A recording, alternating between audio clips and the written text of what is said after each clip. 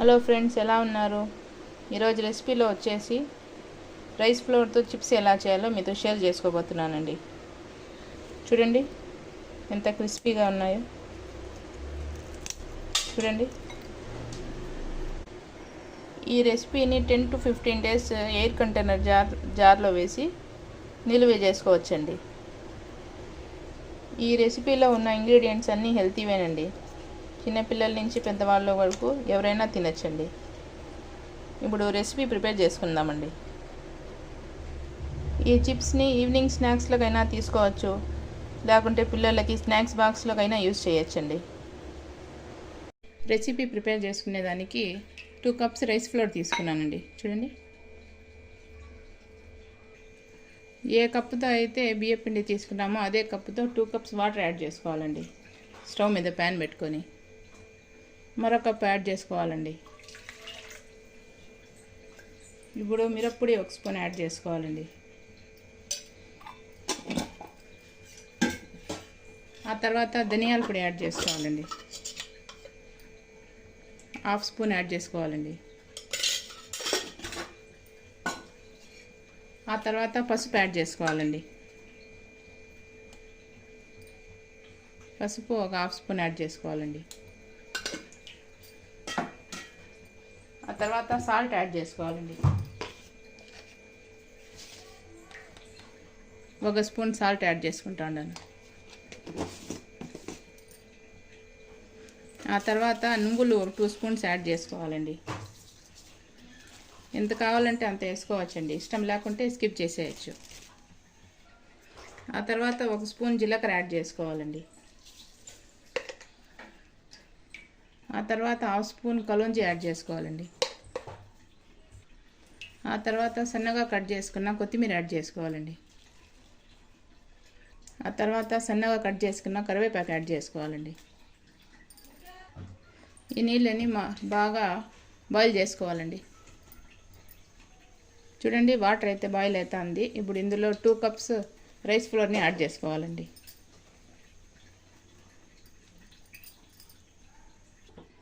చూడండి, second cup add చేసుకుంటూ ఉన్నాను.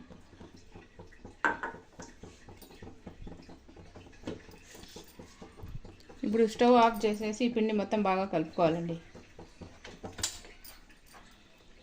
చూడండి, పిండి మొత్తం ఇలా కలుపుకోవాలండి.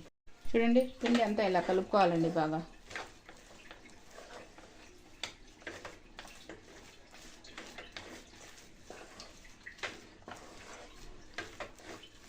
కొంచెంసేపు చల్లారి పెట్టుకోవాలండి ఈ పిండిని. ఈ పిండి మిశ్రమాన్ని ఒక బౌల్లోకి తీసుకుందామండి. చూడండి, పిండి అంతా ఇలా తీసుకోవాలండి.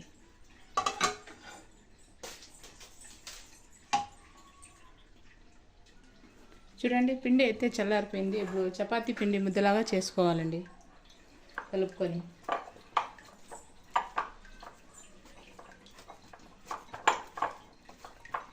చూడండి, పిండిని ఇలా కలుపుకోవాలండి. ఇలా ముద్దలాగా చేసుకోవాలండి. ఇప్పుడు ఈ పిండిలో 1 స్పూన్ నెయ్యి యాడ్ చేసుకొని కలిపి పక్కన పెట్టుకోవాలండి.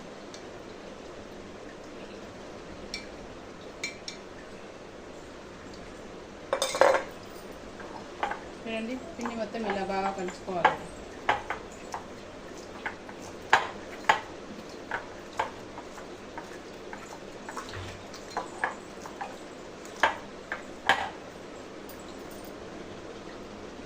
చూడండి, పిండిని ఇలా కలుపుకొని ఒక 10 minutes పక్కన పెట్టుకోవాలండి. ఇలా కలుపుకోవాలండి. అంత సాఫ్ట్గా లేదు, అంత హార్డ్గా లేదు, సెమీ సాఫ్ట్గా కలుపుకోవాలండి పిండిని. 10 minutes పక్కన పెట్టుకోవాలండి. పిండి 10 minutes సెట్ అయిన తర్వాత ఇంకోసారి బీట్ చేసుకుందామండి పిండిని. చూడండి, ఇలా కలుపుకొని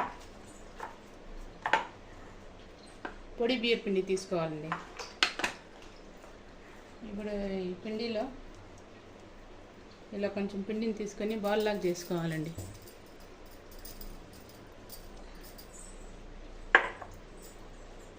పొడి బియ్య పిండి చల్లుకొని ఇప్పుడు చపాతీలాగా రోల్ చేసుకోవాలండి.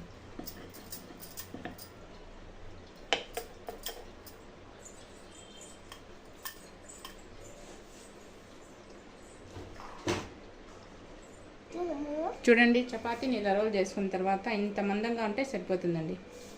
ఇప్పుడు కట్ చేసుకోవాలండి.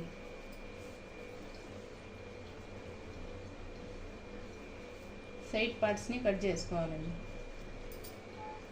పొడి పిండిలో అద్దుకోవాలండి చాకుని. మనకి ఏ షేప్ కావాలంటే ఆ షేప్లో కట్ చేసుకోవచ్చండి.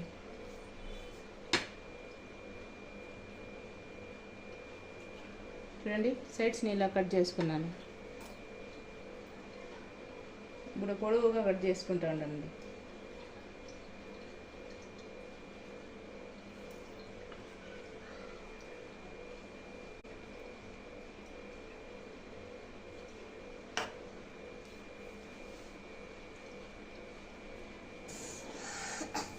బాక్స్ లాగా కట్ చేసుకుంటా ఉండండి.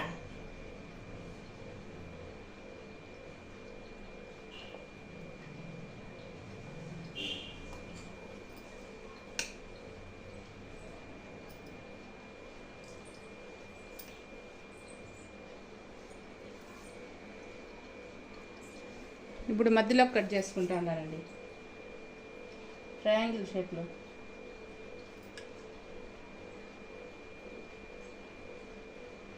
చూడండి, అంతా ఇలానే కట్ చేసుకోవాలండి.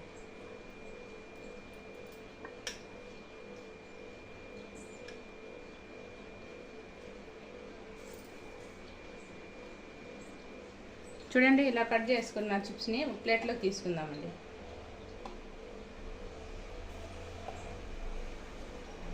చూడండి,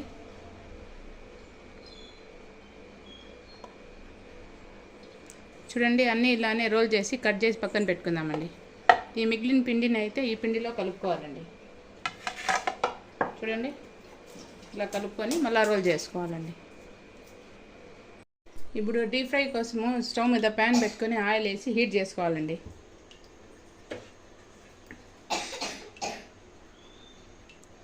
ఆయిల్ బాగా హీట్ అయిన తర్వాత ఇప్పుడు ఈ చిప్స్ని యాడ్ చేసుకోవాలండి.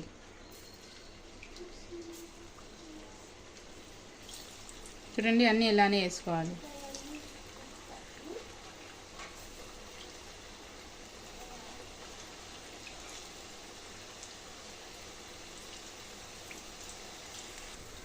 కొంచెంసేపు ఫ్రై అయిన తర్వాత మళ్ళీ తిప్పుకోవాలండి. ఇప్పుడే తిప్పకూడదు, విరిగిపోతాయి ఆయిల్లో.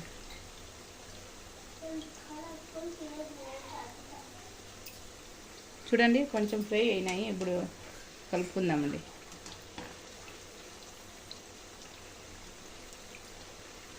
ఇలా చూడండి, ఇలా కలుపుకుంటూ డీప్ ఫ్రై చేసుకోవాలండి. లోపల నుంచి బాగా కుక్ అవుతాయి. చూడండి, డీప్ ఫ్రై అయిపోయినాయి. ఇప్పుడు ప్లేట్లోకి తీసుకుందామండి.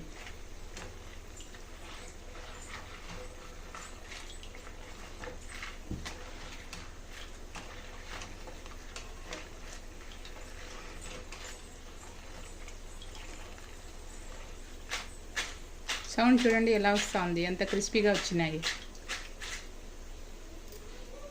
ఆయిల్ని బాగా తీసేసి ఒక ప్లేట్లోకి వేసుకుందామండి. ఒక ప్లేట్లోకి వేసుకోవాలండి. ఇప్పుడు అన్నిటినీ ఇలానే ఫ్రై చేసుకోవాలండి ఆయిల్.